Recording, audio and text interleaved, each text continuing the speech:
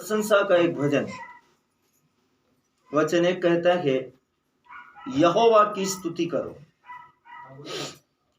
परमेश्वर के पवित्र स्थान में उसकी स्तुति करो, उसकी सामर्थ्य से भरे हुए आकाश मंडल में उसकी स्तुति करो। परमेश्वर चाहता है कि यहोवा की स्तुति की जाए और पवित्र स्थानों में उपस्थित होकर उसकी स्तुति की जाए। अभी पवित्र स्थान के विषय में पौलुस बहुत स्पष्ट तरीके से बोलता है कि क्या तुम नहीं जानते कि तुम्हारा शरीर जीवित ईश्वर का मंदिर है और यहोवा की पवित्र आत्मा इसमें रहती है। तो यहोवा की पवित्र आत्मा जहाँ रहती है वह स्थान पवित्र पवित्र और अति पवित्र है। परमेश्वर का वचन कहता है, यहोवा की स्तुति करो, परमेश्वर के पवित्र स्थान में उसकी स्तुति करो। इसका मतलब आप अपने शरीर में, अपनी आत्मा में, अपने हृदय से, अपने विश्वास से, अपने दिल से, अपने मन से, अपने सारे अंतकरण से यहोवा की स्तुति करो। यदि आपका स्तुति, आराधना और प्रशंसा का सिस्टम आप बदलते हैं, यदि आपका स्तुति, आराधना, प्रशंसा का सिस्टम चेंज होता है, यदि आप पूरे दिल से, पूरे मन से, पूरी आत्मा से, पूरे विश्वास से, पूरी भक्ति भावना से परमेश्वर की आराधना नहीं करते हैं, जैसा कि यहाँ वचन में लिखा है, यहोवा की स्तुति करो। परमेश्वर ने हम सबको कहा है कि मेरी स्तुति करो, मेरी आराधना करो, मेरी प्रशंसा करो। लेकिन यदि आप अपने पूरे मन से, मन मतलब आपका हृदय में और कुछ भी नहीं होना, और कुछ भी नहीं, कोई विचार, कोई ख्याल, न दाल का, न चावल का, न गैस का, न दूध का, न कोई किसी भी प्रकार के दूसरे विकल्प का विचार आपके मन में नहीं होना। परमेश्वर किसी और को आपके साथ में उस प्रार्थना के समय आपके हृदय में, आपके विश्वास में हस्तक्षेप बर्दाश्त नहीं करता। आपको समझना पड़ेगा। यदि आप अपना जीवन आप दो तरीके से जी रहे हैं कि आप प्रार्थना भी कर रहे हैं और आपका ध्यान भी वहां नहीं है, तो इसका मतलब यह है कि आप परमेश्वर को अपने सारे दिल, सारे मन, सारी आत्मा, सारी बुद्धि से परमेश्वर को महिमा नहीं करें। आप परमेश्वर के लिए अपने आप को पवित्रता तो बता रहे हैं, लेकिन आपका अंतकरण उस पवित्रता के अंगीकार नहीं कर रहा है। वो एक झूठा आश्वासन है खुद को धोखा देने का। इसलिए परमेश्वर का वचन आपको और मुझको स्पष्ट बोलता है, आपको समझना पड़ेगा। जैसे यहोवा ने कहा कि यहोवा की स्तुति करो। परमेश्वर चाहता है कि सब स्थानों में, सब जगह पर यहोवा की स्तुति हो। लेकिन यहोवा चाहता है कि यहोवा की स्तुति कहाँ पर हो। वचन में लिखा है, पौलुस ने कहा है कि क्या तुम्हें नहीं पता, क्या तुम में से हर एक व्यक्ति नहीं जानता कि तुम परमेश्वर का मंदिर हो। तो आप कौन है परमेश्वर का मंदिर? मेरे तरफ ध्यान दीजिए, मेरे शब्दों पर ध्यान दीजिए, क्योंकि हर एक शब्द परमेश्वर का है। आपको हर शब्द पर अपने कान लगाना है, आपका ध्यान भटकना नहीं चाहिए। यहोवा का वचन कहता है, परमेश्वर का वचन कहता है, क्या तुम नहीं जानते? यदि नहीं जानते तो जान लो, यदि तुम्हें नहीं पता तो पता कर लो कि तुम परमेश्वर, जीवित ईश्वर का मंदिर हो। अभी आप जिस मंदिर में आराधना करने के लिए संडे मास के लिए जाते हैं, वो परमेश्वर उस कंक्रीट का, पत्थर का मंदिर के विषय में बात नहीं कर रहा है। परमेश्वर आपके विषय में बात कर रहा है। पवित्र आत्मा वहां नहीं रहता। पवित्र आत्मा आपको दिया गया है। पवित्र आत्मा आपके ऊपर उतरता है। पवित्र आत्मा गिरजा पर नहीं उतरता, गिरजा आप है। आपको समझना पड़ेगा। आप मत सोचो कि वो गिरजा है जहां पर पवित्र आत्मा आपको मिलता है। नहीं, आप चलते फिरते जिंदे ईश्वर का जिंदा मंदिर है। इसलिए पवित्र आत्मा आप पर आएगा। पवित्र आत्मा किसी दूसरे स्थान में नहीं आएगा। इसलिए आपको अपने शरीर के अंदर, अपनी आत्मा के अंदर, अपनी इंद्रियों के अंदर, अपने हृदय के अंदर, अपने विश्वास के अंदर परमेश्वर को पूर्ण पवित्रता के साथ परमेश्वर को आराधना देना है। यदि आप यहाँ बैठे हैं और आपका ध्यान, आपका मन, आपका हृदय, आपका विचार, आपका चित्त कहीं और है, तो आप परमेश्वर के साथ नहीं हैं। आप जैसे आए हैं वैसे ही आप जाएंगे। आप समझिए इस बात को। आपको अपना आपका स्टैंडर्ड को बदलना पड़ेगा, अपने सिस्टम को बदलना पड़ेगा। यदि हमें परमेश्वर से अनुग्रह को ग्रहण करना है, परमेश्वर के महिमा को देखना है, परमेश्वर का मिरेकल को चखना है, तो हमको परमेश्वर के जैसा परमेश्वर चाहता है, परमेश्वर का इच्छा के अनुसार अपना जिंदगी को जीना है। परमेश्वर सर्वशक्तिमान का वचन बहुत स्पष्ट तरीके से कहता है, मैं परमेश्वर के पवित्र स्थान में अर्थात अपने इस शरीर में उसकी स्तुति करूंगा, मन से, वचन से और कर्म से।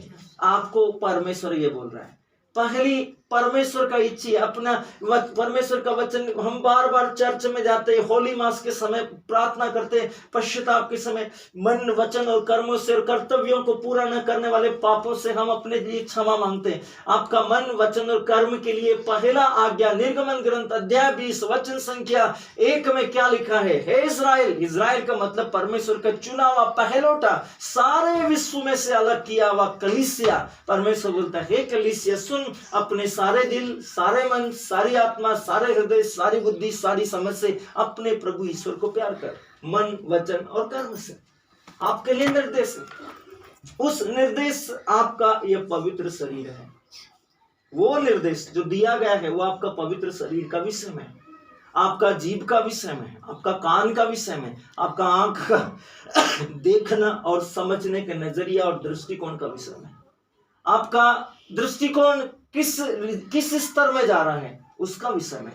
आपको परमेश्वर का पवित्रता का उपस्थिति को अनुभव करना है। वचन में लिखा है, मैं उसकी स्तुति करूं, उसके पवित्र स्थान में उसकी स्तुति करो, उसकी सामर्थ्य से भरे हुए आकाश मंडल में उसकी स्तुति करो, क्योंकि आकाश मंडल परमेश्वर की महिमा का गुणगान करता है।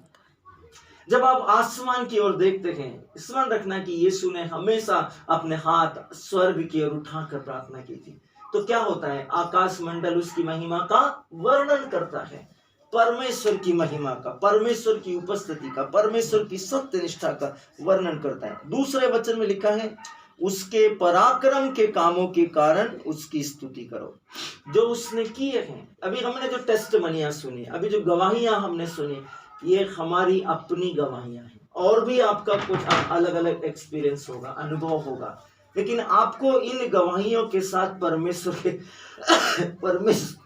के भवन में धन्यवाद के साथ रहना। जब एक विश्वासी अपनी गवाही देता है कलीसिया के सामने, तब क्या होता है कि आकाश मंडल यहोवा के कर्मों का, आश्चर्य कर्मों का वर्णन करता है। आप कौन है? इस आकाश मंडल के नीचे परमेश्वर के पवित्र लोग। जब परमेश्वर के लोग परमेश्वर को धन्यवाद देते हैं, तब परमेश्वर की कलीसिया फलती फूलती और ज्यादा विश्वास में मजबूत होती है। वचन में लिखा है, उसकी अत्यंत बड़ाई के अनुसार उसकी स्तुति करो। प्रत्येक पल, एक दिन भी ऐसा नहीं जाता, एक सेकंड भी ऐसा नहीं जाता कि यहोवा ने आपके ऊपर उपकार नहीं किया। आप छोटे छोटे शारीरिक, मानसिक और आत्मिक घटनाओं से प्रतिदिन बचते बचाते और मानते हैं कि आज मैं बाल बच गया, आज मैं धोखे से बच गया, आज मैं चोट से, आज मैं चपेट खाने से बच गया। पिछले दिनों एक बहन का मैंगलोर से फोन आया था। एक व्यक्ति को उसने कोरियर का सामान भेजा यहाँ मैंगलोर से खंडवा, और जब वो समय पर नहीं पहुंचा तो उसने जो उसका जो डिलीवरी बॉय है उसको फोन किया। उसने बोला, दीदी आपका जो कोरियर है वो रुक गया है, आप मेरे को 3 रुपए का पेटीएम करो। उसने 3 रुपए का पेटीएम किया मोबाइल से, और उसके बाद उसके मोबाइल से अचानक पैसा निकलना चालू हो गया। 47, 48 हजार, 49 हजार पैसा निकल गया 5-7 सेकंड के अंदर। मेरे प्रियो, आप सोचिए, परमेश्वर हमको कितने दुख से, कष्ट से, संकटों से, अचानक घटने वाली घटनाओं से, धोखों से, फरेबों से बचाता है। ऐसा किसी भी फ्रॉड में हम फंस नहीं रहे हैं।